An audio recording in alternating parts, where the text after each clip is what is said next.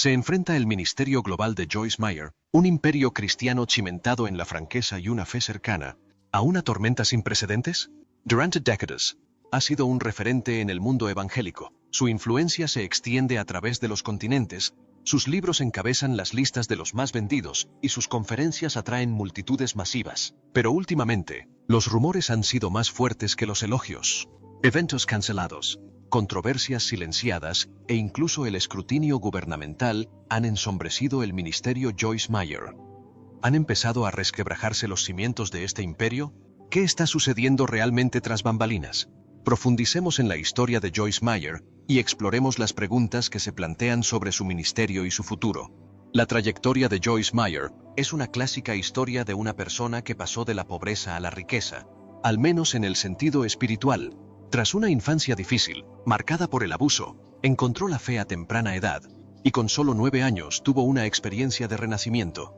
Pero fue en un momento profundo de 1976, durante un viaje aparentemente normal al trabajo, cuando, según ella, realmente escuchó el llamado de Dios. No fue solo un sutil empujón, sino, en sus palabras, una innegable directriz divina para convertirse en pastora. Empezando poco a poco, dirigiendo estudios bíblicos en una cafetería local, rápidamente cobró impulso. Su traslado al Centro Cristiano Vida en Fenton la catapultó a un ámbito más amplio, y su popularidad como maestra de Biblia se disparó. Un espacio radial de 15 minutos en San Luis fue su primera incursión en la radiodifusión, pero fue solo el comienzo. En 1985, dio un paso de fe y renunció como pastora asociada para fundar su propio ministerio, Vida en la Palabra. Las estaciones de radio de Chicago y Kansas City pronto retomaron su programa. Entonces, en un momento crucial de 1993, su esposo Dave le sugirió la televisión. Así nació la idea de disfrutar de la vida cotidiana, que se convirtió en su pasaporte global. A principios de la década del 2000, ya conseguía contratos literarios multimillonarios y la revista Time la elogiaba como una de las 25 evangélicas más influyentes de Estados Unidos. Sus conferencias anuales para mujeres en San Luis se volvieron legendarias, atrayendo a mujeres de todos los ámbitos, y a través de Mano de Esperanza, la rama de alcance comunitario de su ministerio, extendió su alcance a los rincones más vulnerables del mundo, brindando ayuda y difundiendo su mensaje. Joyce Meyer había construido no solo un ministerio, sino una poderosa operación global de gran alcance, pero este increíble ascenso no estaría exento de turbulencias. El imperio, aparentemente invencible, comenzó a mostrar sutiles signos de tensión, como grietas en unos cimientos que antes eran sólidos. Comenzaron a circular rumores de problemas. Uno de los primeros cambios notables fue la menguante presencia de Joyce Meyer en eventos en vivo. Sus conferencias, que antes llenaban estadios y resonaban con sus poderosos sermones, comenzaron a ser menos frecuentes, reemplazadas cada vez más por mensajes pregrabados. El ministerio alegó la conservación de recursos y los desafíos logísticos, pero algunos se preguntaban si había algo más en juego.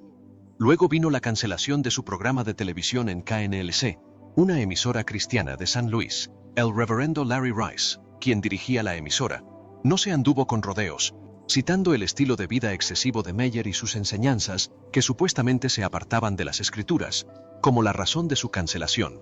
Esta fue una crítica pública y directa desde dentro del propio mundo de la radiodifusión cristiana. Para echar más leña al fuego, comenzaron a circular rumores sobre el avión privado del ministerio.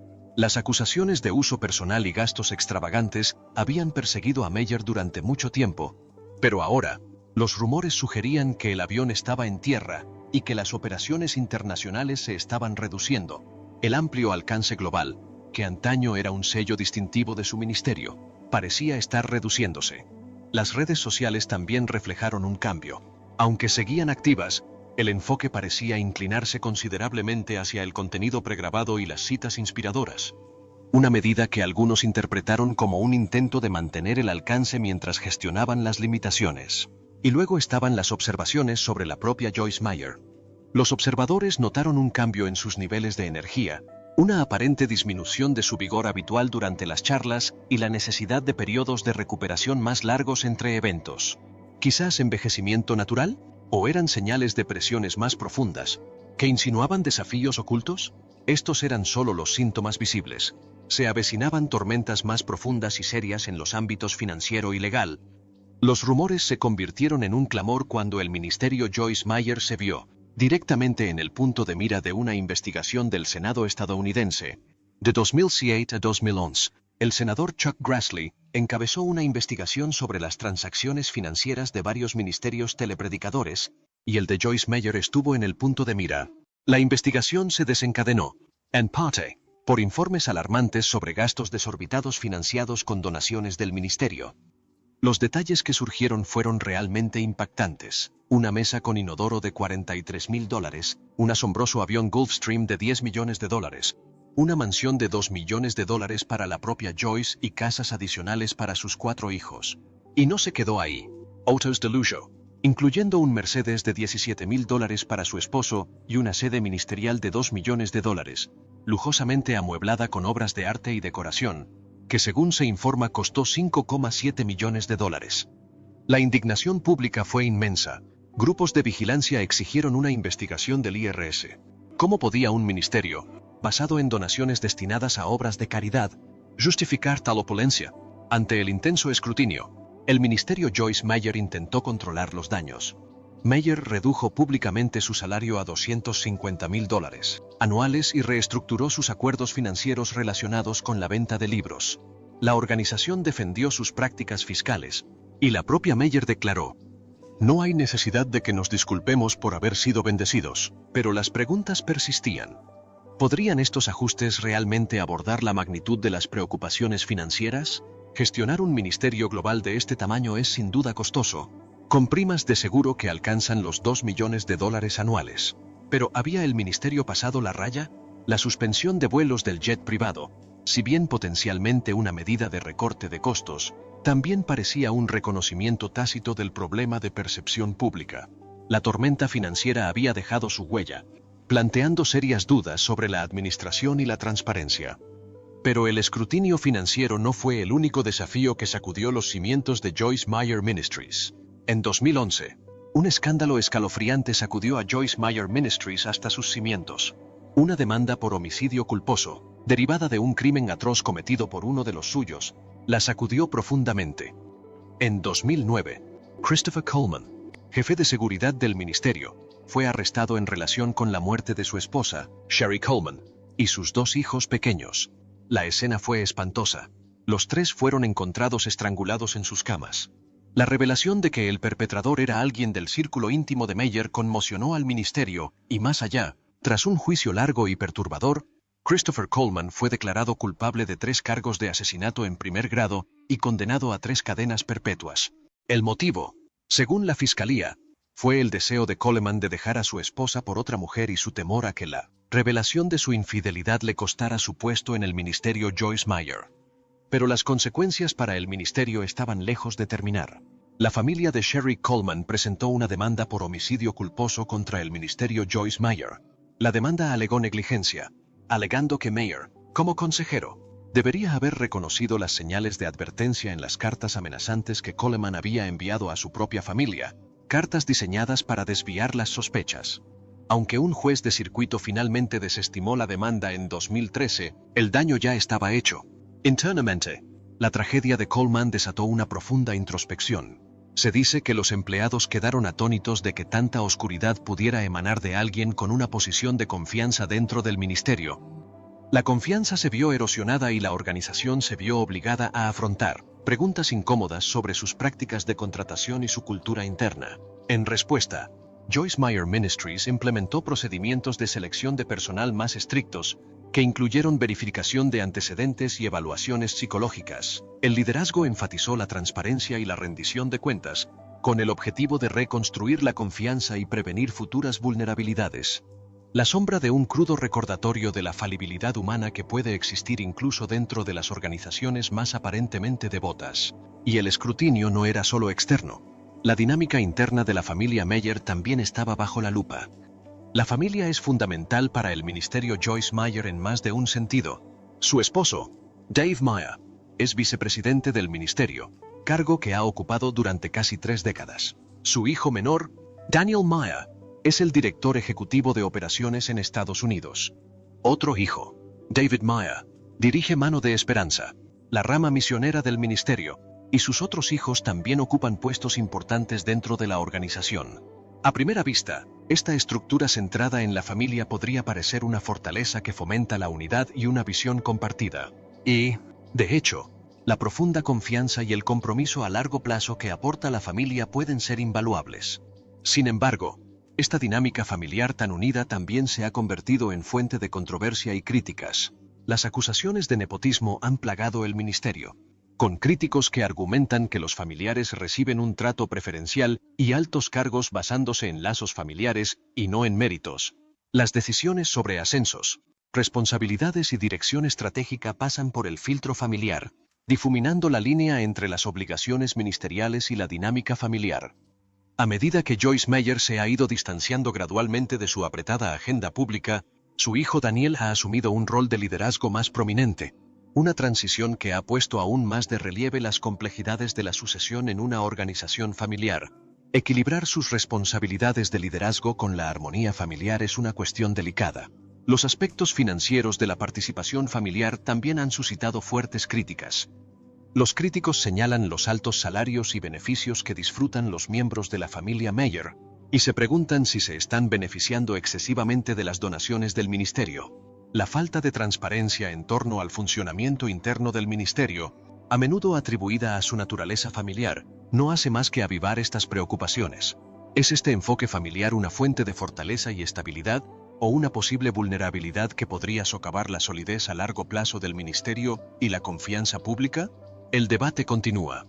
Pero más allá de la dinámica familiar y el escrutinio financiero, el mensaje teológico central de Joyce Meyer ha experimentado una importante evolución y reevaluación. Joyce Meyer se mantuvo firme en el bando de los predicadores del Evangelio de la Prosperidad, una perspectiva teológica que se ha vuelto cada vez más controvertida. Durante años, sus sermones y libros reflejaron los principios fundamentales de este sistema de creencias. Que Dios desea que los creyentes sean ricos y saludables, y que la fe es la clave para acceder a las bendiciones materiales. Enseñó célebremente que las dificultades a menudo eran resultado de la falta de fe, un mensaje que resonó con muchos, pero también provocó fuertes críticas. Los críticos la acusaron de menospreciar a los pobres y vulnerables, culpándolos de sus propias dificultades. El Evangelio de la Prosperidad en general ha sido ampliamente condenado como depredador y manipulador, acusado de convencer a la gente de donar generosamente a los ministerios con la promesa de recompensas terrenales, a menudo mientras descuida el verdadero mensaje del Evangelio de sacrificio y servicio. Pero entonces, en un giro sorprendente, Joyce Meyer pareció retractarse públicamente de algunos aspectos de sus enseñanzas sobre el Evangelio de la Prosperidad. En un video viral, confesó que sus creencias se habían desequilibrado. Cada vez que alguien tenía un problema, admitió, creía que era porque no tenía suficiente fe. Si te enfermaste, no tuviste suficiente fe. Si tu hijo murió, no tuviste suficiente fe. Bueno, eso no está bien. Enfatizó que los problemas son parte inevitable de la vida, incluso para los fieles, citando las palabras de Jesús: en el mundo tendréis tribulaciones.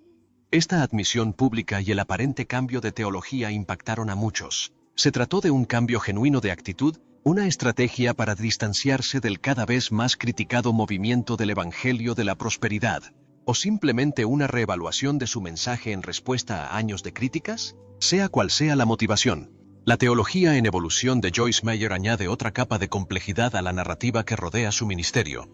Y junto con estos cambios teológicos, los problemas de salud personal también han aportado una nueva dimensión a la percepción pública de Joyce Meyer. En los últimos años, su salud se ha convertido en un tema recurrente de preocupación pública. A sus 80 años, ha enfrentado una serie de problemas de salud que han despertado un lado más humano y vulnerable en su, a menudo, eminente personalidad. Recientemente compartió en redes sociales sobre una caída que le provocó una fractura de tobillo y una cirugía de espalda, cuyas complicaciones la dejaron confinada a una silla de ruedas durante un mes. Si bien expresó su gratitud por su recuperación, el público vio destellos de su vulnerabilidad.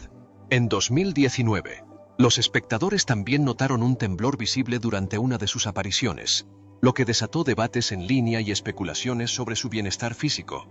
Si bien Meyer no ha abordado directamente estas especulaciones, estas alimentaron conversaciones sobre su capacidad para cumplir con las rigurosas exigencias del liderazgo ministerial.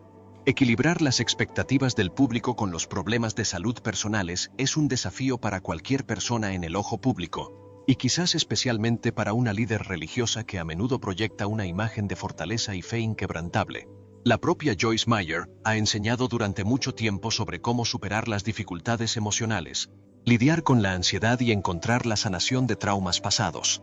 Sus sermones a menudo se centran en la resiliencia emocional y en aferrarse a la fe ante la adversidad. Sin embargo, las recientes preocupaciones sobre la salud quizás hayan resaltado el alto costo humano de décadas de ministerio y las presiones de mantener un imperio global.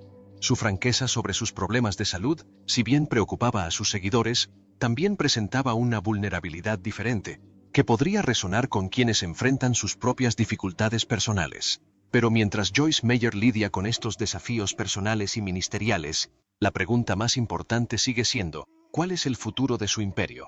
Desde sus humildes comienzos hasta su influencia global, Joyce Meyer ha construido un imperio cristiano que ha tocado millones de vidas. Pero ese imperio ahora enfrenta una avalancha de desafíos: escrutinio financiero, escándalos internos, cuestiones de nepotismo, teología en evolución y preocupaciones de salud personal. Los rumores de problemas se han convertido en un coro de preguntas. ¿Podrá el ministerio Joyce Meyer capear estas tormentas? ¿Podrá adaptarse y evolucionar en una era de creciente transparencia y rendición de cuentas? ¿Perdurará el imperio? ¿O son estas señales de un cambio más profundo, una posible disminución de su influencia? Las respuestas, como la fe misma, son complejas e inciertas. ¿Cuál crees que es el futuro de Joyce Meyer Ministries? Comparte tu opinión en los comentarios. Gracias por vernos y nos vemos la próxima vez.